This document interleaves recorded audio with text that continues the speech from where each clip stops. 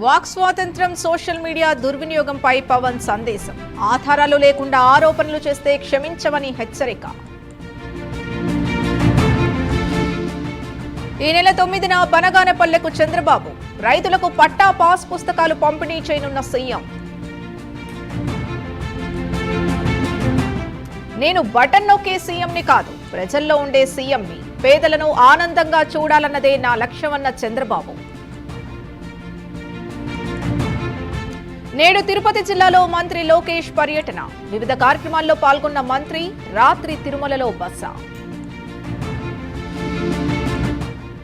మావిగన్ ఎజెండాతోనే ఎన్నికలకు వెళ్తామన్న జగన్. ప్రజా సమస్యలపై ఎవరొచ్చినా కలిసి పోరాడతామని వెల్లడి. రేపు హైదరాబాద్కు మాజీ సీఎం జగన్. మాజీ మంత్రి ముద్రగడ పద్మనాభంకు పరామర్శ. అప్పులపై వాస్తవాలు దాచి తప్పుడు ప్రచారం చేస్తున్నారు. కాంగ్రెస్ ప్రభుత్వంపై BRS working president KTR fire. KTR సవాల్ను స్వీకరిస్తున్నా. రాష్ట్ర అప్పులపై చర్చకు సిద్ధమన్న మంత్రి జూపల్లి. అయోధ్యలో నిధుల గోల్మాల్పై ప్రశ్నిస్తుంటే ఎందుకు జవాబు ఇవ్వడం లేదు? శ్రీరాముడి పేరుతో బీజేపీ అధికారంలోకి వచ్చిందన్న జగ్గారెడ్డి.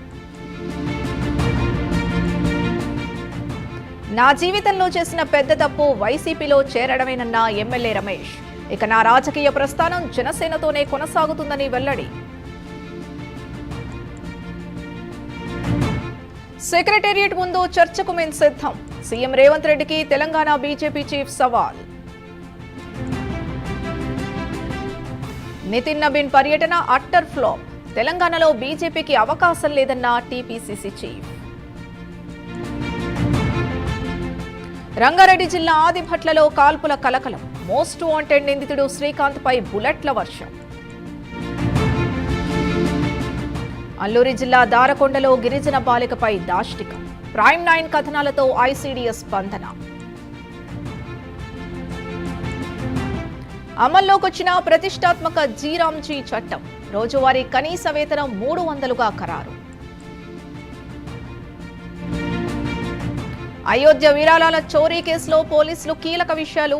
కుంభమేళా సమయంలోనే అధిక మొత్తంలో చోరీ జరిగినట్లు అధికారుల వెల్లడి. జింఖానా క్లబ్ ను ఖాళీ చేయాల్సిందేనని స్పష్టం చేసిన కేంద్రం. ఈ స్థలాన్ని భద్రత, ప్రజా ప్రయోజనాల కోసం వినియోగిస్తామని వెల్లడి.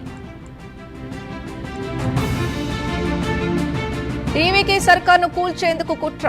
ఓ కన్సల్టెన్సీ అధికారి సహా 3 అరెస్ట్.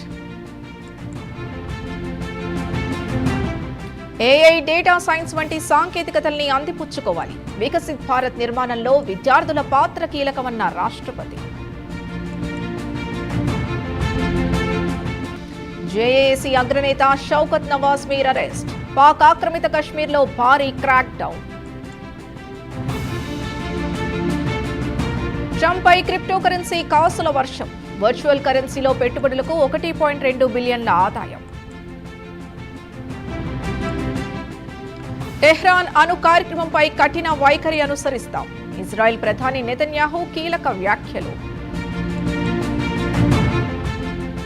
పాకిస్తాన్లోని ఐసిస్ స్థావరాలపై ఆఫ్ఘనిస్తాన్ డ్రోన్ దాడులు. భారీ మూల్యం చెల్లించుకోవాల్సి వస్తుందని పాక్ హెచ్చరిక. విదేశీయుల పిల్లలకు పౌరసత్వం నిరాకరించాలని ట్రంప్ పిటిషన్. పిల్లలు అమెరికాలో జన్మిస్తే అమెరికన్లుగానే పరిగణించాలని సుప్రీం తీర్పు. భారీ లాభాలతో ముగిసిన దేశీయ స్టాక్ మార్కెట్లు. 140 పాయింట్ల లాభంతో ముగిసిన నిఫ్టీ.